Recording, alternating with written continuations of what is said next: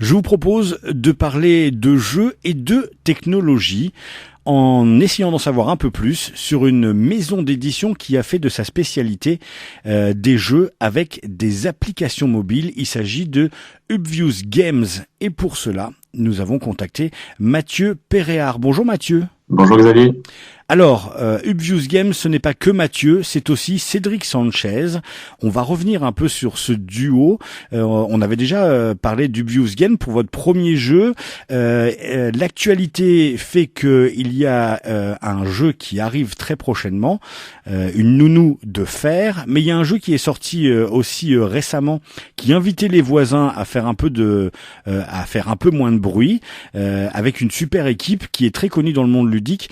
Avant de parler de l'actualité ludique, revenons un peu sur l'histoire d'Ubvious Games, cette rencontre entre Mathieu et Cédric, avec cette particularité, quand on vous rencontre, on a l'impression que vous êtes des frères. Alors, rappelez-nous un peu d'où vient cette rencontre, comment ça s'est fait Ubvious Games? Eh ben, en fait, Cédric et moi, on s'est rencontrés il y a à peu près 4 ans maintenant. C'est fait assez simplement parce que moi, je travaillais déjà sur le premier jeu qu'on a sorti après qui s'appelle le Biwoki. Mais j'avais besoin pour cette partie connectée, cette partie application, de rencontrer quelqu'un qui s'y connaissait. Et Cédric étant développeur web, et ben c'était la rencontre parfaite. Et il se trouve que effectivement on a une ressemblance physique qui est soi-disant assez flagrante, même si nous on s'en rend pas compte. Les gens nous le font souvent remarquer. Et donc voilà, on a eu affinité, on s'est super bien entendu, et depuis on forme ce duo où Cédric est la partie technologique du duo et moi la partie un peu plus traditionnelle du duo. Est-ce que ça avait été une évidence de vouloir faire du jeu avec cette particularité de l'application mobile? Parce que c'était pas très répandu. En fait, on voyait plutôt ce qu'on appelle du portage, c'est-à-dire des jeux qui sont transformés en jeux sur mobile ou sur PC. Mais de plus en plus, on le voit maintenant, des jeux qui ont pour aide une application qui remplace soit le jeu, qui sont là pour mettre l'ambiance. Est-ce que vous avez voulu, dès le début, faire et avoir cette particularité-là? Oui, dès le début, on a vraiment eu envie que ça devienne notre ADN, que ça soit notre ADN, de mélanger comme ça des jeux de société avec des applications. Et justement, on voulait pas que l'un se fasse au détriment de l'autre. On voulait qu'il y ait une vraie imbrication de l'application dans le jeu, ou alors une vraie complémentarité. Et c'est ce qu'on a essayé de faire. Donc maintenant, dans les 3 jeux qu'on a sortis. Et on a envie de continuer comme ça, même si effectivement, au début, c'était un peu mal perçu. Alors, ça l'est toujours un petit peu chez certaines personnes, chez certains joueurs ou chez certaines boutiques. Mais nous, on considère que c'est ce qu'on a envie de faire et on continuera à essayer de le développer. Alors c'est vrai qu'il y a parfois des gens qui sont réfractaires au fait que les nouvelles technologies arrivent dans le jeu de société. Des gens disent c'est plus du jeu de société, c'est du jeu vidéo. Vous arrivez à faire en sorte que ce soit une vraie aide au niveau technologie. Et du coup, est-ce que vous êtes maintenant aussi demandé par des auteurs qui se disent moi je cherche des spécialistes qui pourraient m'apporter justement le petit plus autour de mon jeu que j'aimerais voir avec une application? Oui, depuis Cannes l'année dernière, effectivement, on a été assez surpris. Autant avant, on était plus nous dans le développement de nos jeux, on travaillait avec des auteurs. On va appeler ça sur commande entre guillemets.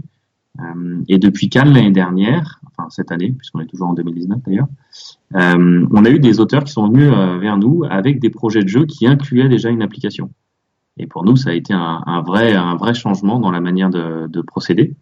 Et c'est en ça qu'on se dit qu'effectivement, ça commence à être adopté par la communauté et des auteurs et des éditeurs. Alors comment vous travaillez tous les deux, Mathieu et Cédric? Est-ce que du coup chacun a sa spécialité ou à force de travailler ensemble, chacun apporte peut-être des idées et ça devient un vrai... alors j'imagine que c'est un vrai travail d'équipe, mais est-ce qu'on peut déborder sur l'un sur le travail de l'autre? Alors oui, même si effectivement on a chacun nos spécificités parce qu'on vient de 2 mondes différents, lui et moi, mais ce qui est sûr, c'est que quand on travaille sur un jeu, on travaille avec les auteurs. Et vu que pour ces 3 premiers jeux, les auteurs n'étaient pas forcément habitués à travailler avec des applications. On a une vraie plus-value dans la création du jeu parce qu'on veut vraiment que l'appli soit inclus dans le jeu et pas juste le rajouter comme une verrue.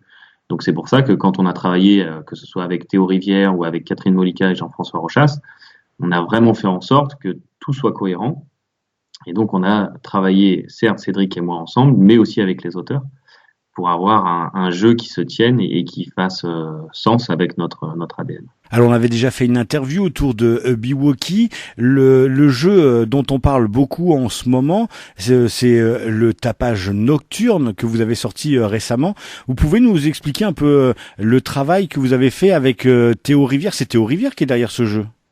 Exactement, c'est Théo Rivière. Et en fait, on a discuté une fois avec Théo, justement parce qu'on cherchait des idées de jeux comme ça qui s'adaptent à notre ADN. Et Théo nous a parlé d'un jeu qu'il avait fabriqué et qui, à l'époque, était plutôt axé pour un jeu enfant avec des animaux. Et il imaginait comme ça un appareil, enfin électronique, qui fasse le bruit des animaux et qui puisse permettre de taper sur le bon animal, de gagner la carte, et ainsi de suite. Et comme plus on discutait ensemble, et puis on s'est dit, mais finalement, c'est pas un objet technologique qu'il nous faut, c'est juste une application.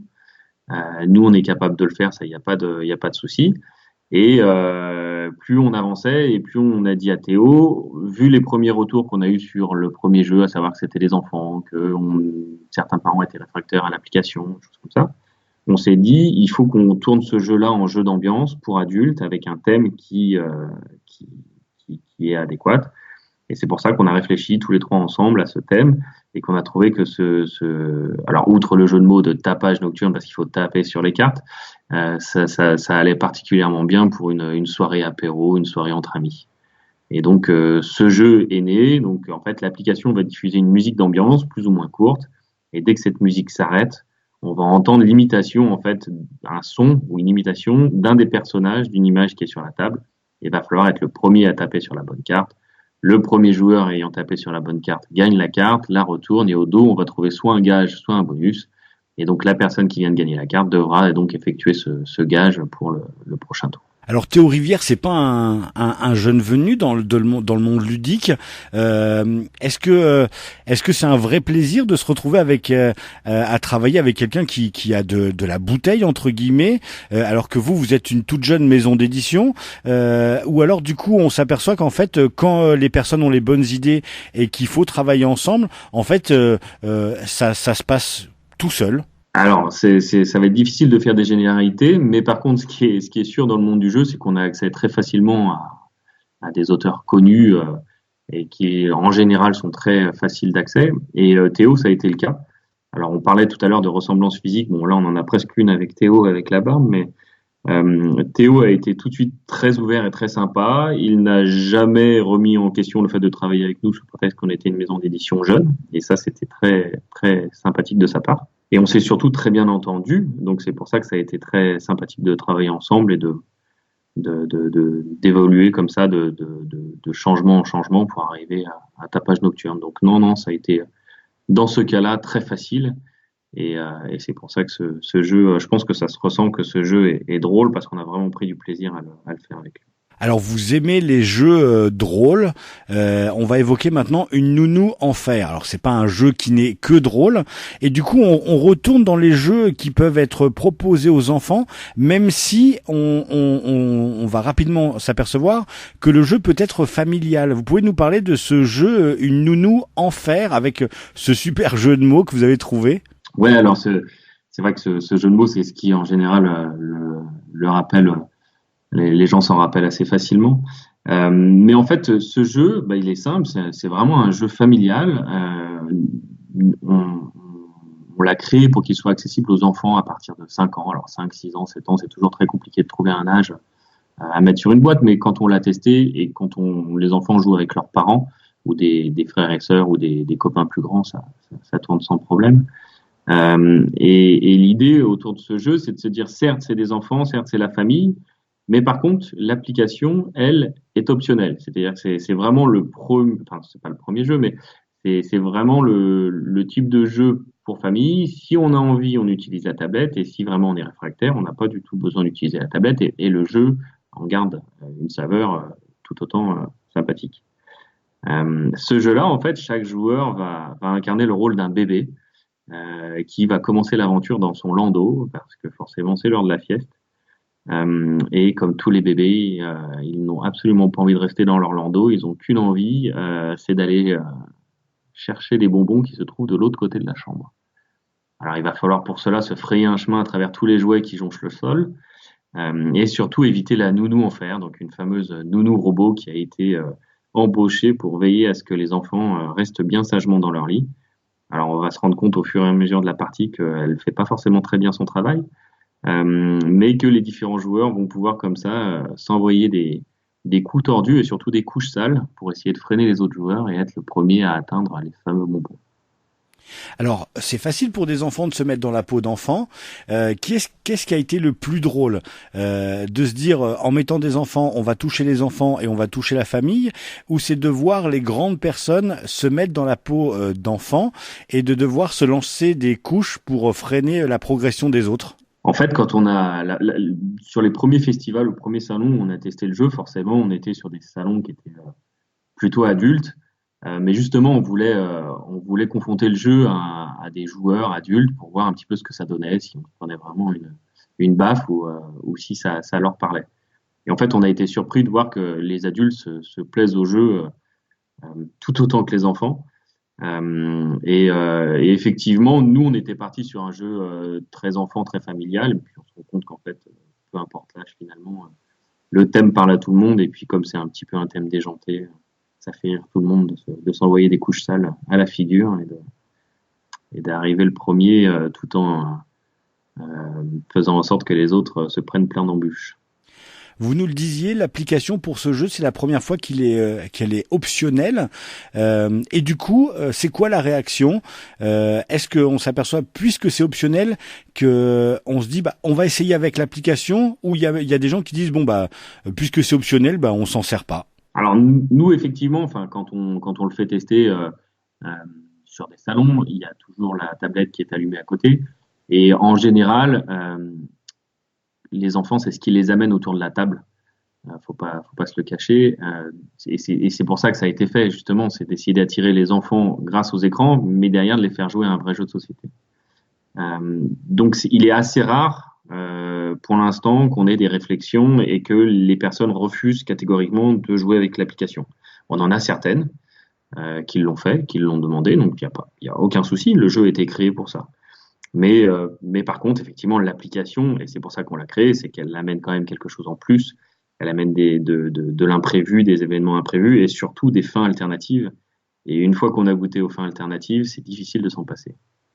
Est-ce que c'est difficile de penser justement à un jeu que l'on voit avec une application et qui fonctionne bien avec une application, de se dire on est obligé d'avoir ce facteur-là, qu'il y a des gens qui vont vouloir jouer au jeu sans application et du coup, eh ben, il faut arriver à trouver un jeu, une mécanique qui puisse faire l'un et l'autre. Alors oui, c'est compliqué. Mais c'est pour ça qu'en fait, dans la création de ce jeu-là en particulier, Nous en faire, on a fait bien attention à chaque fois de vérifier que le jeu était jouable sans application. Donc on a vraiment eu le même développement qu'un jeu de société classique. Et en parallèle de ça, donc même si tout était pensé pour être associé à une application, on faisait en sorte de faire des tests sans application pour être sûr que le jeu était bien et qu'il plaisait aux gens.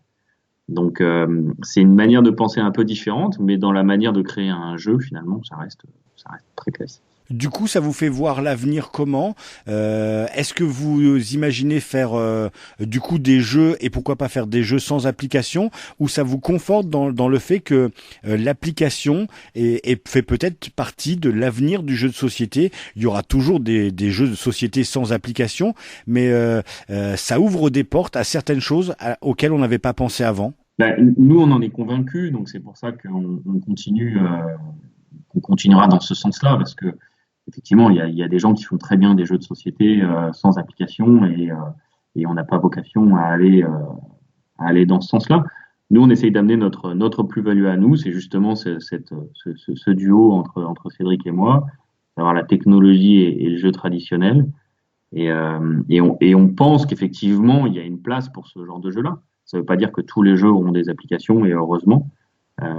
Mais nous, on a envie d'être dans cette partie. Du coup, vous jouez à des jeux aussi bien avec et sans application, ou vous essayez en fait de vous tenir au courant de ce qui se fait un peu partout dans le monde autour des jeux uniquement avec application? On fait bien entendu les deux, mais c'est vrai qu'au quotidien, on joue beaucoup plus avec des jeux qui n'ont pas d'application, euh, puisque c'est pas encore comment dire, la majorité des jeux qui ont une application. On regarde bien entendu comment les autres utilisent les applications, ça nous intéresse fortement, essayer de voir un petit peu comment eux ont réussi à incorporer l'application, et si ça nous semble pertinent, est-ce que ça nous intéresse ou pas, ou si ça nous conforte dans notre manière de créer des jeux avec appli. Une nounou en fer arrive prochainement. Est-ce qu'on a une date de sortie et un prix de boîte? Alors la date de sortie, donc là les boîtes sont arrivées en France, elles sont au port du Havre. Donc maintenant il reste plus qu'à passer les formalités de la douane. Donc si tout se passe bien d'ici le milieu novembre ou alors troisième semaine de novembre, le jeu sera disponible dans tous les magasins. Donc c'est incessamment sous peu. Et pour le prix de boîte, donc le prix sera autour de 30 euros la boîte. Avec une application gratuite, j'imagine? Et avec l'application, bien entendu, qui est gratuite en téléchargement sur les deux plateformes, que ce soit iOS ou Android. Tout a été bien pensé pour tous les joueurs, que vous soyez chez La Pomme ou sur Android. Est-ce que vous êtes déjà en train de plancher sur le futur jeu? Eh bien, forcément, oui. Donc, on essaye de développer. Donc, on aura toujours en fait cette gamme. On va essayer de développer cette gamme de jeux d'ambiance comme Tapage Nocturne, qui est un format assez particulier, un format de boîte de smartphone. Et on veut essayer donc trouver des jeux d'ambiance qui correspondront à ce format. Donc ça, on a envie que ce soit notre patte. Et avec des projets autour comme une nounou en fer qui arriveront en fonction des différents projets qu'on nous proposera. Mais la colonne vertébrale de Bios sera autour de cette gamme de jeux d'ambiance type smartphone. Je vous invite à aller sur la page Ubvius Game, Hubvious pour Ubvius Games. Il y a plusieurs jeux, il va y en avoir de plus en plus. Il y a donc une page Facebook qui va vous renvoyer sur une page internet. Nous étions en compagnie de Mathieu Péréard qui fait équipe avec Cédric Sanchez, et je vous invite, si jamais vous faites les festivals de jeux, à aller sur le stand.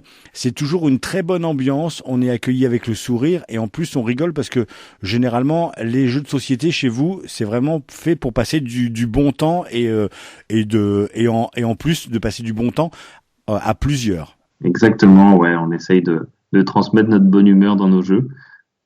Des fois avec plus ou moins de succès, mais on continuera dans cette veine-là. Merci beaucoup Mathieu, très bonne continuation à Ubvius Game. Passez le bonjour à Cédric bien sûr, et j'espère vous recroiser toujours avec grand plaisir dans un prochain festival. Merci beaucoup. Avec plaisir, merci Xavier.